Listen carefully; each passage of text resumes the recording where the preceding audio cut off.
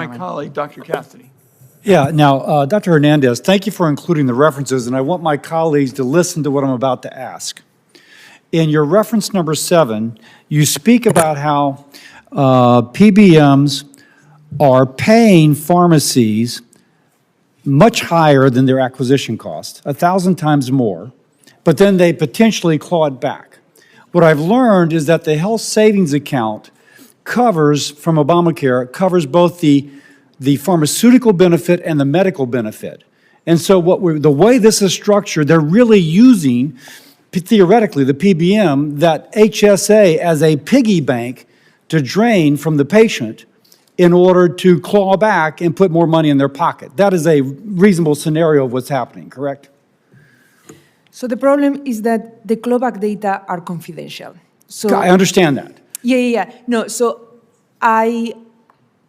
it doesn't have to be about the health savings account. It can also be about payments paid out of pocket in cash. So I think the part But about either way, one fix of this is if we make the health savings account only for the medical benefit, it would eliminate the incentive to charge a high markup fee relative to the acquisition costs. Whether that's occurring or not, it would eliminate that incentive, and that's something that this committee can do.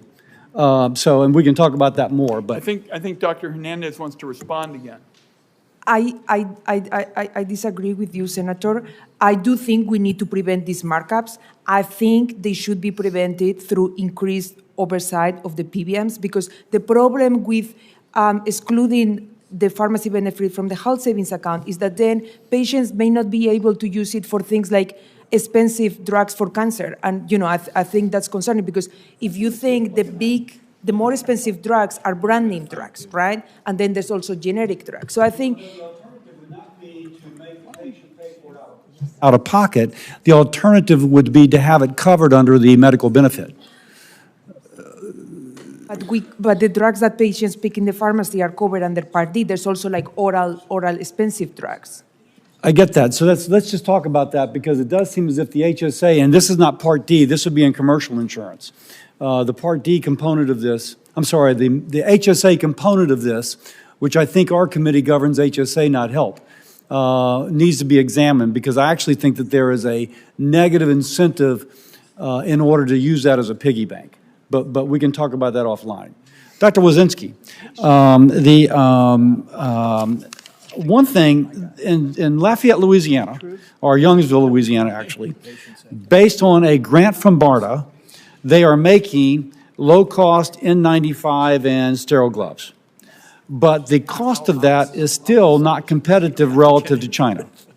Now, I like your thing here, and again, for my colleagues, I think I'm going to highlight on page 7, your third paragraph, that we strengthen sections, and I won't go through it, of the Social Security Act in order to actually increase the amount that CMS reimburses for this acquisition. Can you speak about that? Because in your testimony, you didn't delve into that much. That's right. Thank you for the question. So CMS does have a tool where they are able to step in some cases. It's not it's not at all a tool suited for rewarding reliability, because CMS would have to know who is reliable. But it's a really good tool, for example, that was used with N95 masks, where CMS wanted to reimburse hospitals for purchasing domestic ones. So this could be very much a national security type a scenario where the government decides we need to subsidize certain products. But the problem is the way this statute is structured is that CMS can only reimburse the IPPS or OPPS share. So let's say that I'm a hospital, I have a choice of buying $1 masks and $2 masks. Or a little bit more expensive generic domestically produced versus one produced overseas with unknown reliability. That's right. But if there is a price difference, I'm only going to get reimbursed for half of it, or if I am doing my IPPS is half. And that makes no sense as an economic agent. I'm not going to do it. I will have to spend twice the amount of money that I'm going to get reimbursed for. This committee could close that gap and think of certain situations. Now, so let me stop you, because I think you've made the point.